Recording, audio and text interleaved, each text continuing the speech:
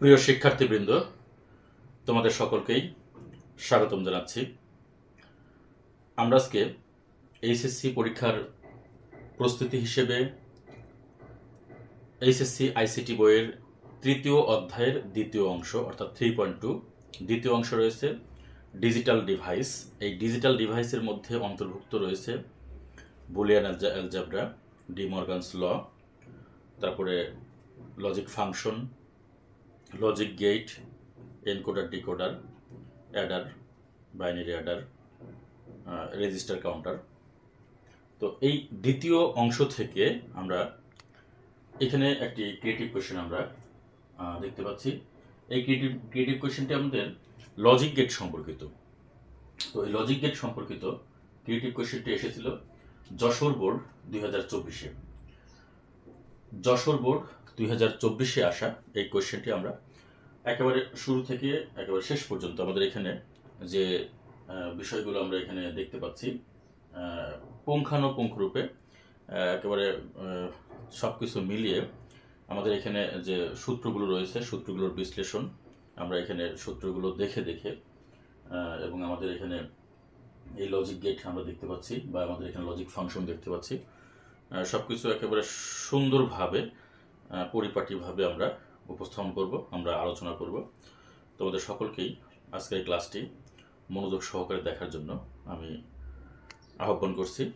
আশা রাখি তোমরা প্রথম দেখাতেই বা প্রথম যখন তুমি ভিডিওটি দেখবে তখনই তুমি একেবারে ফার্স্ট টাইমেই এখানে যে ক্রিয়েটিভ কোয়েশ্চেনটি রয়েছে এই ক্রিয়েটিভ কোয়েশ্চেনটি তুমি আয়ত্ত করতে পারবে। আমরা অবশ্যই খুব মনোযোগ সহকারে, আর সবচেয়ে বেশি ভালো হয় তোমাদের উদ্দেশ্যে বলছি যে যখন তোমরা এই ক্লাসটি দেখবে অবশ্যই তোমরা খাতা কলম সাথে নিয়ে বসবে।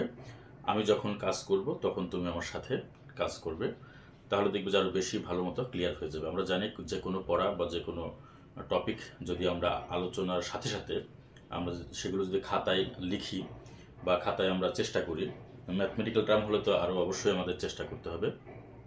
যে কোনো লেখা বা যে কোনো কিছু যদি লিখি তাহলে সেক্ষেত্রে আমরা অবশ্যই খাতা কলম নিয়ে বসবো এবং আমরা সেগুলো করার চেষ্টা করব। প্রিয় শিক্ষার্থীবৃন্দ, অবশ্যই তোমরা মনোযোগ সহকারে ক্লাসটি দেখবে। আমাদের উদ্দীপকে কি বলছে আমরা একটু দেখি।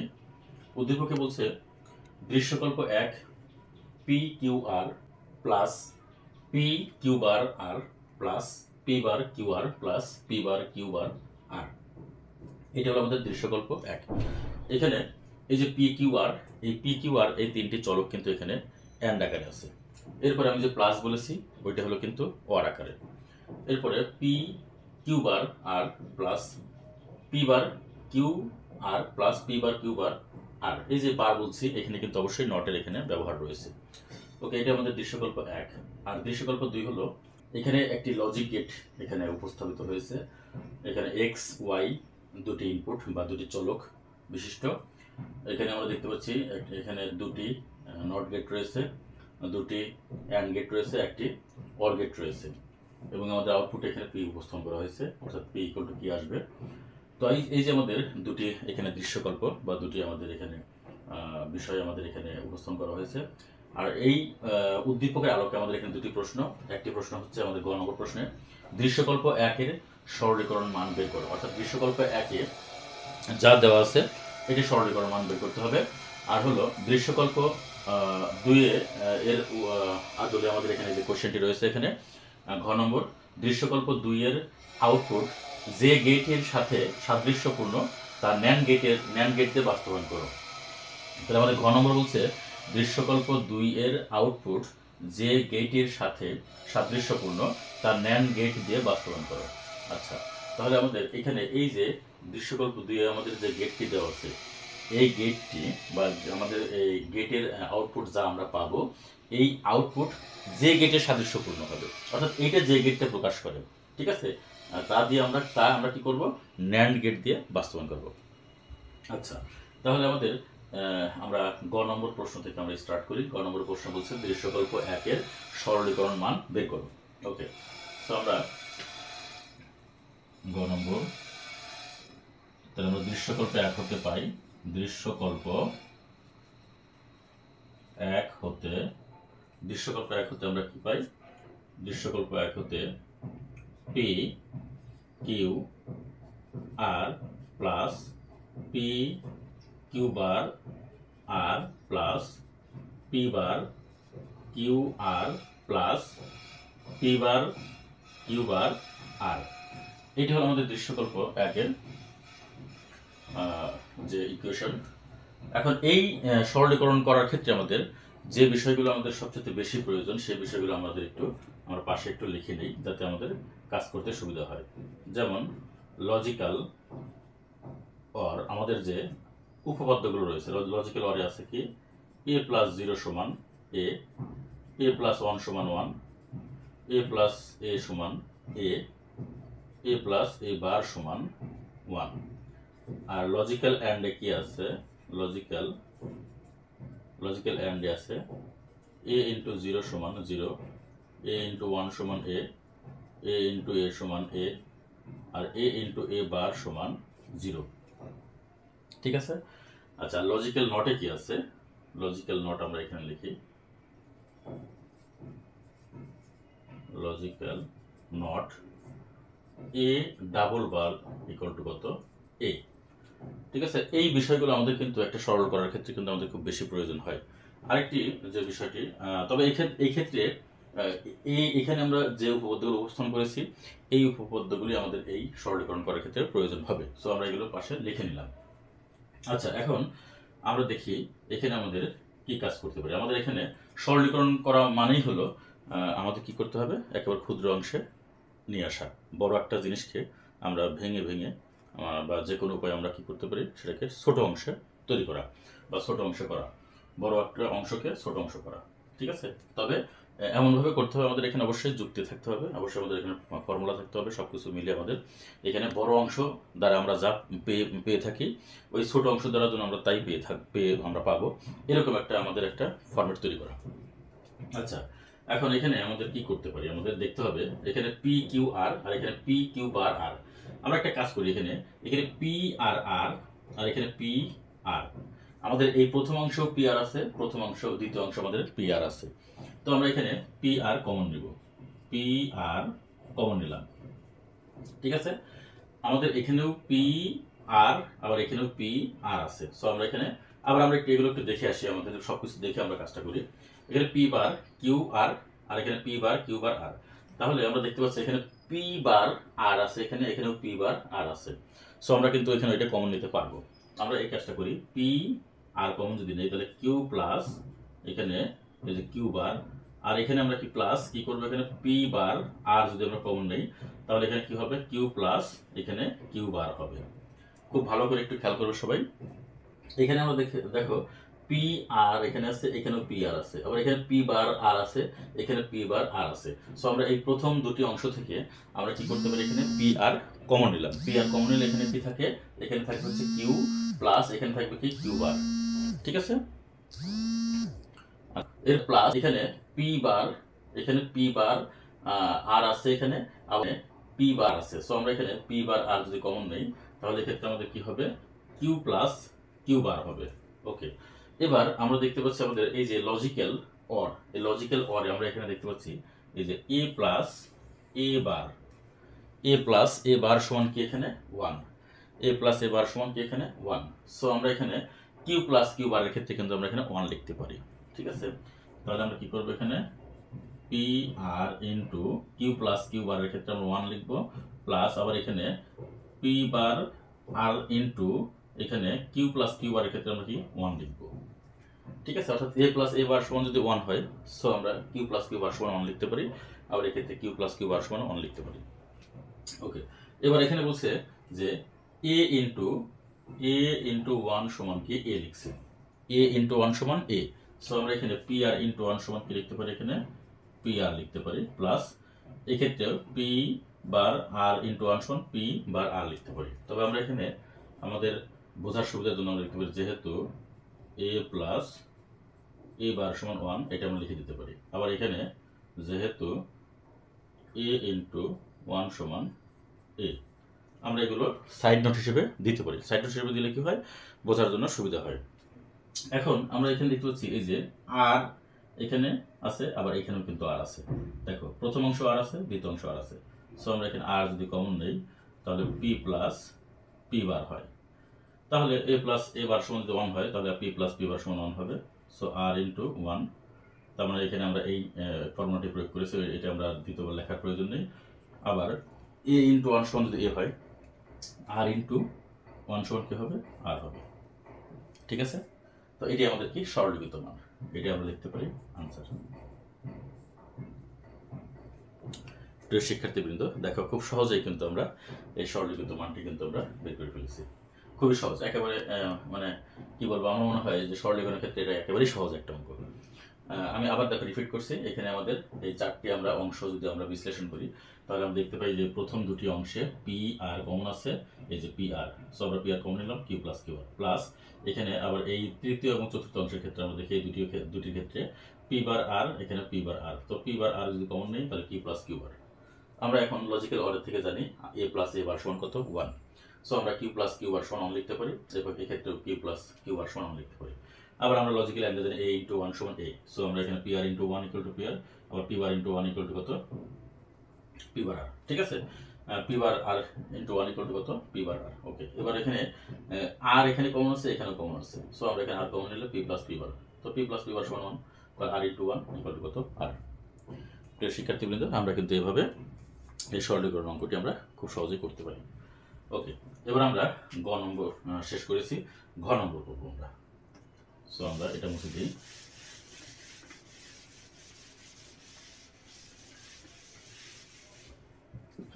আচ্ছা, ঘ নম্বরে আমরা সরাসরি আমরা কাজে চলে যাই। এখানে ঘ, আমরা এখানে এই যে চিত্রটি আছে, এই চিত্রটি আমরা আগে দৃশ্যকল্প 2 হতে আমরা লিখবো এখানে দৃশ্যকল্প 2 হতে। আচ্ছা, আমরা প্রথমে চিত্রটি আমরা অঙ্কন করব, সেটা আমরা অঙ্কন করি।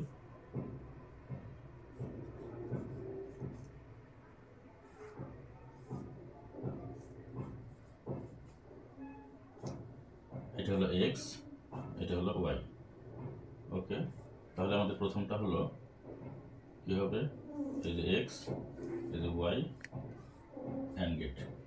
আচ্ছা, এরপরে যে এক্স নট ওয়াই নট, এই যে হলো অ্যান্ড গেট।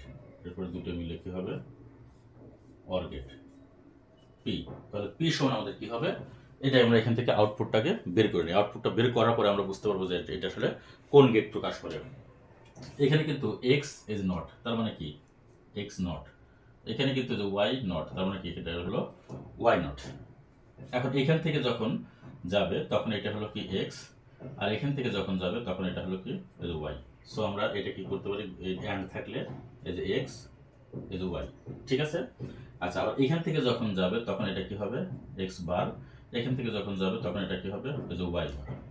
এখন যখন অ্যান্ড হবে তখন কি হবে, এখানে এই যে এক্স বার আর হলো কি এই যে ওয়াই বার। খুবই কিন্তু সহজ একেবারে।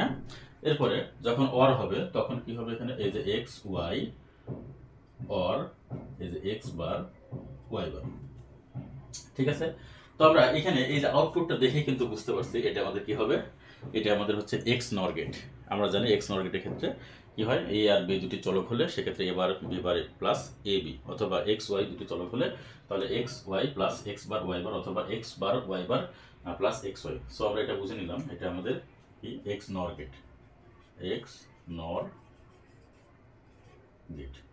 সো এখন প্রশ্ন বলছে দৃশ্যকল্প 2 এর আউটপুট যে গেটের সাথে সাদৃশ্যপূর্ণ তার ন্যান্ড গেট দিয়ে বাস্তবায়ন করো। তো আমরা যেহেতু আমরা এটা পেয়ে গেলাম হচ্ছে নর গেট, এখন এই নর গেটকে আমাদের, অর্থাৎ এই সমীকরণকে আমাদের কি করতে হবে, ন্যান্ড গেট দিয়ে বাস্তবায়ন করতে হবে। এখন ন্যান্ড বলতে আমরা কি বুঝি এটা আমাদের আগে জানতে হবে। ন্যান্ড হচ্ছে কি অ্যান্ড প্লাস নট, অর্থাৎ অ্যান্ড গেটকে নট গেট দিয়ে প্রবাহিত করলে কি হয়, ন্যান্ড গেট পাওয়া যায়। ঠিক আছে, তারপরে ন্যান্ড গেটের আমাদের যে সাংকেতিক চিহ্ন সেটি হলো কি, দুইটি আমাদের এখানে দুটি যদি চলক থাকে সেক্ষেত্রে আমরা কিভাবে ন্যান্ড গেটকে প্রকাশ করি, এই যে এইভাবে ন্যান্ড গেট প্রকাশ করি। ঠিক আছে, এইটা হলো আমাদের কি ন্যান্ড গেটের সাংকেতিক চিহ্ন। ঠিক আছে, তো আমরা এই ন্যান্ড গেট দিয়ে আমরা এই সমীকরণকে আমাদের এখানে যে আমাদের যে এক্স নর গেট এসেছে পি এর ভ্যালু, এটাকে আমরা কি করব, ন্যান্ড গেট দিয়ে বাস্তবায়ন করব। সো আমরা ন্যান্ড গেট দিয়ে এখন বাস্তবায়ন করি। তাহলে আমরা কি পেলাম, যে আমরা লিখবো এভাবে যে দৃশ্যকল্প 2 এর আউটপুট দৃশ্যকল্প 2 এর আউটপুট এক্স নর গেট প্রকাশ করে। ঠিক আছে, আমরা এইভাবে লিখবো, এখানে আমি লিখে দিচ্ছি যে সুতরাং দৃশ্যকল্প 2 এর আউটপুট XNOR গেট প্রকাশ করে। তাহলে XNOR গেটকে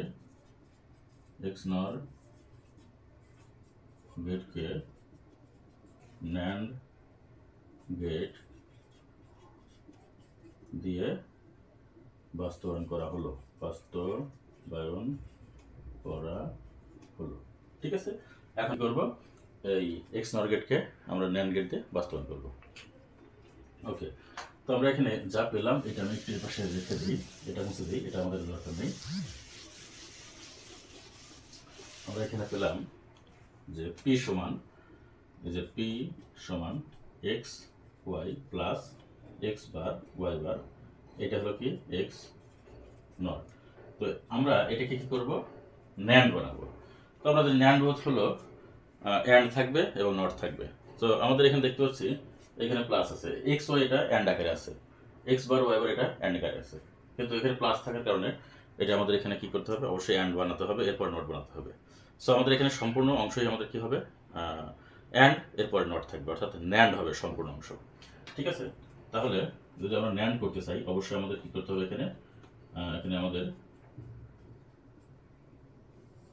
এই যে একটা বার দিলাম আমরা, এইটার এখানে আমরা যা আছে এটার উপর একটা বার দিলাম, তো একটা বার দিলে আমাদের এখানে মানের পরিবর্তন হয়ে যায়। তো আমরা যদি এই ডাবল বার হয়ে যায় তাহলে কিন্তু আমাদের এখানে মানের কোনো পরিবর্তন হয় না, কারণ আমরা লজিক্যাল নট থেকে জানি এ ডাবল বার সমান কত এ, অর্থাৎ এ যা প্রকাশ করে এ ডাবল বারও তাই প্রকাশ করে। সো এক্ষেত্রে আমাদের এটার উপর ডাবল বার থাকা মানে হচ্ছে কি উপরটা।